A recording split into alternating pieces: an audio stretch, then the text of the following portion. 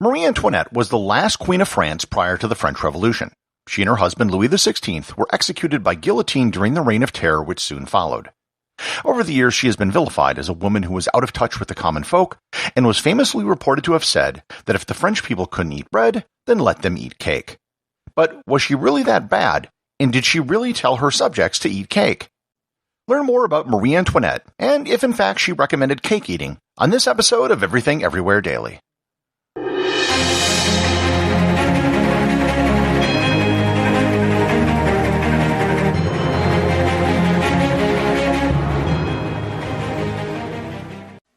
This episode is sponsored by Ka'Chava. Hey everyone, I wanted to tell you about Ka'Chava, my all-in-one daily super blend. If you're worried that you aren't getting all the nutrients you need or struggling to stay on top of your health, then listen up because Ka'Chava has you covered.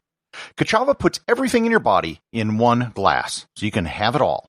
All the superfoods, all the vitamins, all the omegas, all the adaptogens, all the greens, all the protein, all the benefits. For your gut, your skin, your hair, your brain, your muscles, your heart, everything. No more compromise, no more guilt, and no other nutrition shake does all of this. They traveled to the ends of the earth to source everything and then crushed it up. Ka'Chava is a powder. You take 2 scoops of it and just add water and blend it up, and it tastes incredible.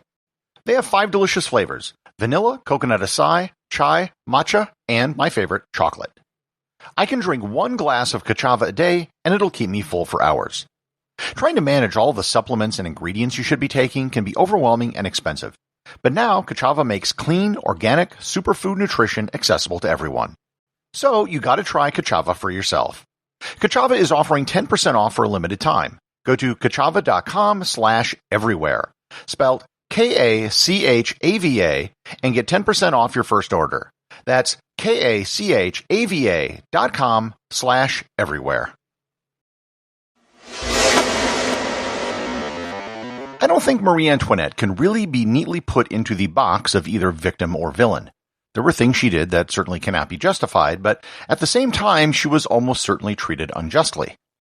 Originally named Maria Antonia, she was born into a life of extreme privilege as the youngest daughter of the Empress Maria Theresa and Emperor Francis I of Austria in 1755.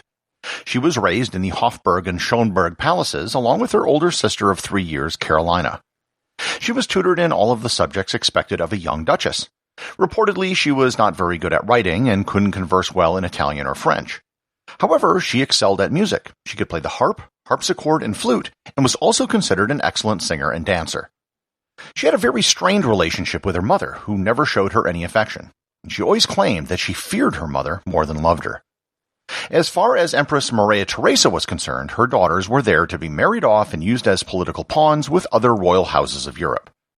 And that is exactly what happened to young Marie in 1779, when at the age of 14 she was placed into an arranged marriage with the French Dauphin Louis Auguste. And FYI, Dauphin is just the French term for the crown prince or next in line to the French throne. Her wedding wasn't even a real wedding. She was married by proxy.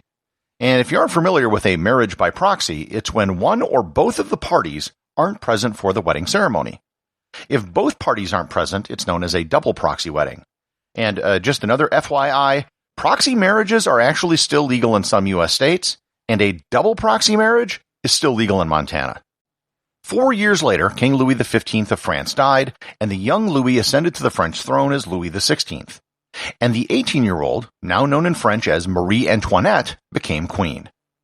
While she was queen, she wasn't held in very high esteem by the royal court because she hadn't done the one thing that queens are supposed to do: produce an heir.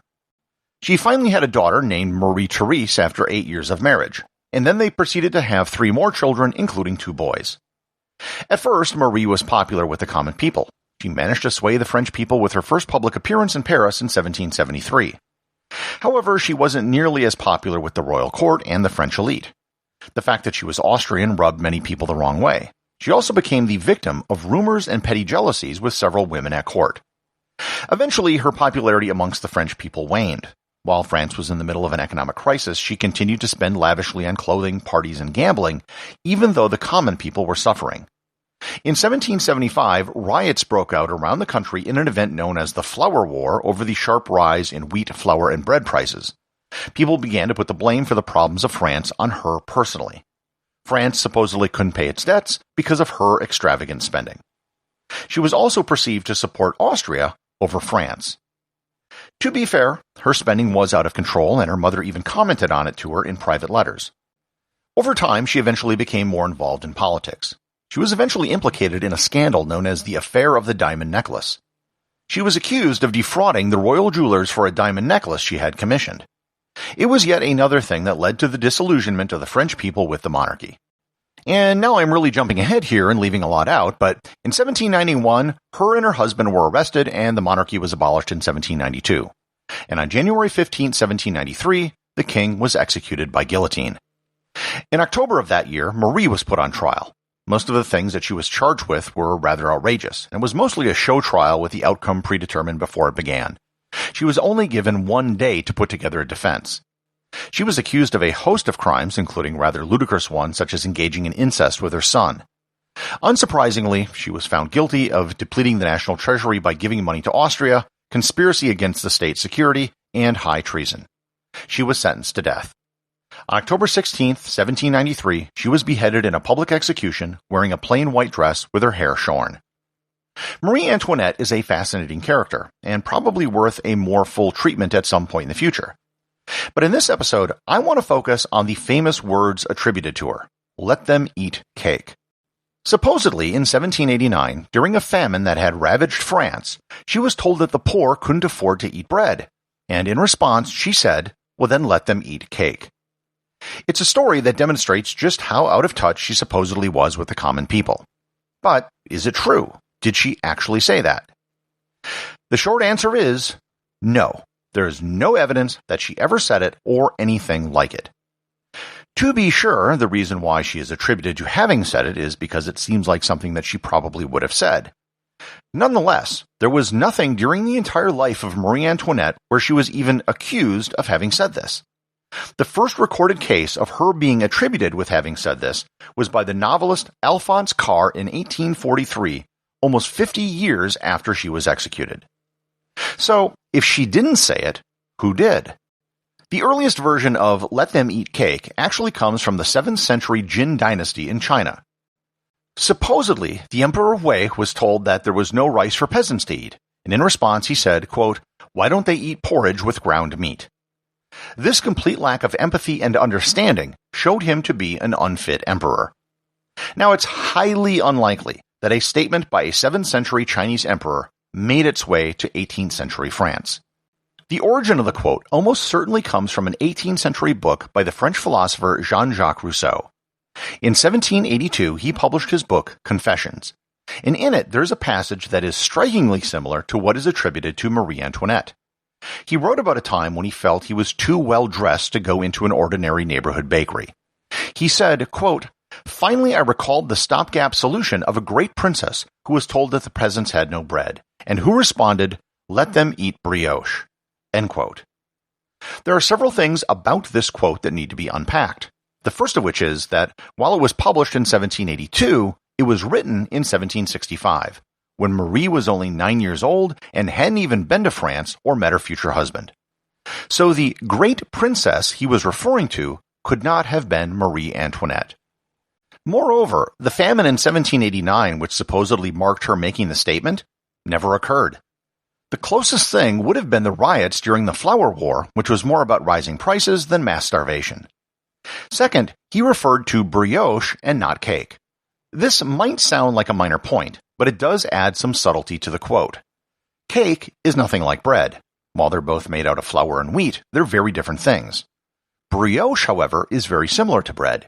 It's pretty much made the exact same way bread is, except it contains more eggs and butter. This makes it much richer and flakier than regular bread. The difference between bread and brioche is much smaller than the difference between bread and cake. And if anything, it would make whoever originally said it even more detached from regular people. That being said, if Marie Antoinette didn't say it, who did? Who was the great princess that Rousseau was referring to? One possibility was Maria Theresa of Spain, who was the Queen of France about 100 years before Marie Antoinette. Other possibilities include Louis XV's daughters, who could be Princess Sophie or Princess Victoire. There is yet another possibility as well. There was no great princess. It was just something Rousseau made up to embellish his story. Regardless of who actually said it, it is something that is probably going to be stuck with Marie Antoinette for the rest of time. Was she the greatest queen? No. Was she unjustly executed? I'd say yes. But regardless of what you think of Marie Antoinette, you can be certain that she never told her subjects to eat cake. Everything Everywhere Daily is an Airwave Media podcast. The executive producer is Darcy Adams. The associate producers are Thor, Thomsen, and Peter Bennett. I just wanted to extend a big thank you to everyone who is supporting the show over at patreon.com. I have show merchandise available there, including hoodies, t-shirts, and stickers. Plus, it really just helps me get this show out every single day, including, of course, weekends and holidays. Remember, if you leave a review or send me a boostagram, you too can have it read on the show.